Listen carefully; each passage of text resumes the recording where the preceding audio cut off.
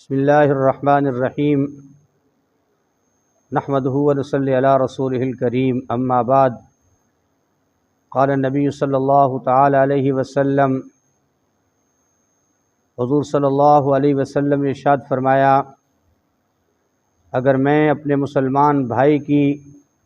کسی کام میں مدد کروں تو یہ بات مجھے بنسبت اس بات کے زیادہ اچھی معلوم ہوتی ہے کہ میں 1 مہینے تک روزے رکھا کروں اور کعبے کی مسجد میں اعتکاف کروں۔ حضور صلی اللہ علیہ وسلم نے ارشاد فرمایا، اگر میں اپنے مسلمان بھائی کی کسی کام میں مدد کروں تو یہ بات مجھے بنسبت اس بات کے زیادہ اچھی معلوم ہوتی ہے کہ میں 1 مہینے تک روزے رکھا کروں اور کعبہ کی مسجد میں اعتکاف کروں۔ حضور صلی اللہ علیہ وسلم نے ارشاد فرمایا، اگر میں اپنے مسلمان بھائی کی کسی کام میں مدد کروں تو یہ بات مجھے یہ پسند ہے، اس بات سے زیادہ پسند ہے، اچھی معلوم ہوتی ہے کہ میں 1 مہینے تک روزے رکھا کروں اور کعبے کی مسجد میں اعتکاف کروں۔ اللہ کے نبی صلی اللہ علیہ وسلم نے